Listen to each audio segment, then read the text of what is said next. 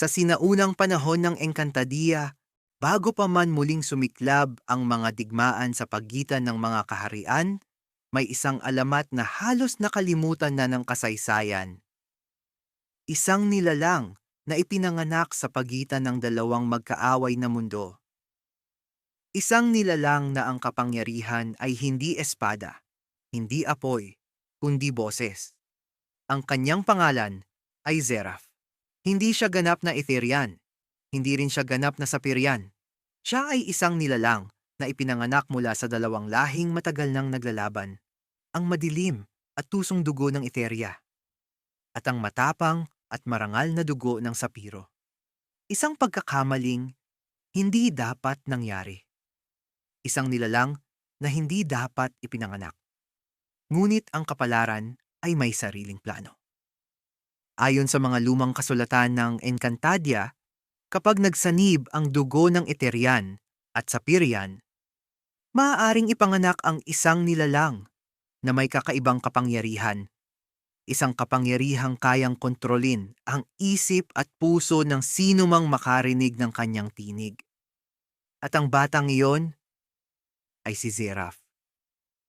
Mula pa lamang sa kanyang pagsilang, naramdaman na ng mga matanda sa kaharian na may kakaiba sa kanya.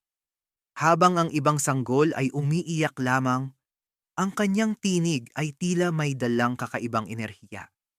Sa unang pagkakataon na siya ay umiyak, ang mga ibon sa paligid ay sabay-sabay na tumigil sa paglipad. Ang hangin ay huminto. At ang mga guwardiya na nakabantay sa labas ng palasyo ay biglang napaluhod, na tila may utos na hindi nila kayang labanan. Doon nagsimula ang takot. Habang lumalaki si Zeraf, unti-unting lumalabas ang kanyang kakaibang kapangyarihan. Hindi niya kailangang hawakan ang espada. Hindi niya kailangang gumamit ng mahika mula sa kanyang mga kamay. Ang kanyang boses lamang ay sapat na. Kapag siya ay nagsalita ng may utos sa kanyang tinig, ang mga mahihinang loob ay agad sumusunod. Ito ang tinatawag ng mga pantas ng Encantadia na hypnotic voice. Isang kapangyarihan na kayang ipasunod ang sinumang makarinig ng kanyang tinig. Isang araw, habang siya ay bata pa lamang, may isang gwardya na nagtangkang pigilan siya sa paglabas ng palasyo.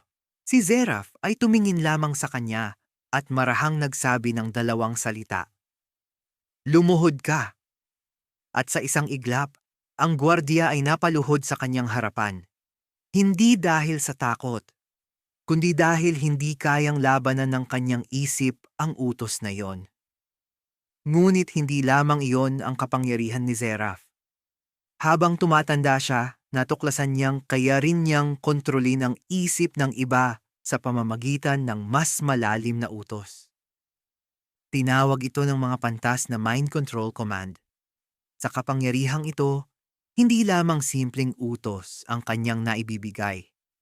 Kaya niyang baguhin ang iniisip ng tao. Kaya niyang pilitin ng isang mandirigma na ibaba ang kanyang espada.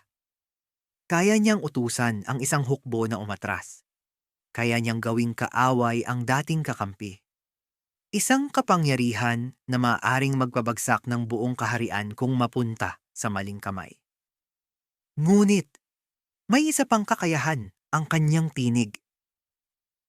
Isang kapangyarihan na hindi niya sinasadyang gamitin.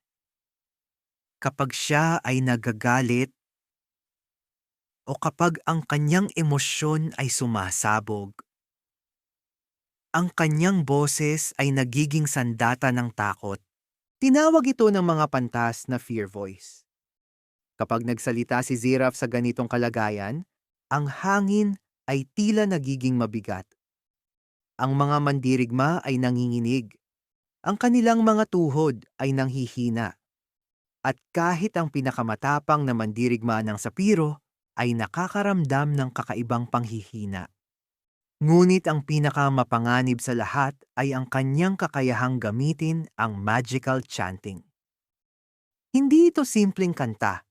Hindi ito simpleng pananalita. Ito ay sinaunang mahika na ipinapasa lamang sa mga nilalang na may kakaibang dugo. Kapag si Seraph ay umaawit o nagbibigkas ng sinaunang salita, ang kanyang tinig ay nagiging daluyan ng mahika.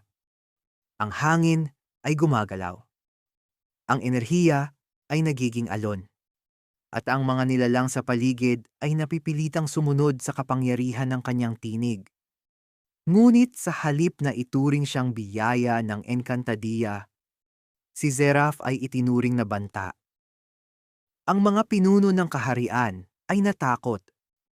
Isang nilalang na kayang kontrolin ang isip ng mga mandirigma. Isang nilalang na kayang pabagsakin ang hukbo gamit lamang ang kanyang tinig. Kung siya ay mapunta sa panig ng Etheria, maaaring bumagsak ang buong Encantadilla. At kung siya naman ay mawala ng kontrol, maaaring maging simula siya ng isang bagong digmaan. Kaya isang gabi, habang siya ay natutulog, ang mga gwardya ng kaharian ay dumating. Hindi upang patayin siya, kundi upang ikulong siya.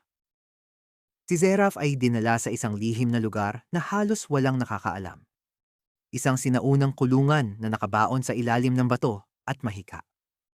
Ang kanyang leeg ay nilagyan ng isang mahiwagang kadena. Isang kadena na hindi lamang bakal, kundi may sinaunang mahika na kayang pigilan ng kanyang kapangyarihan.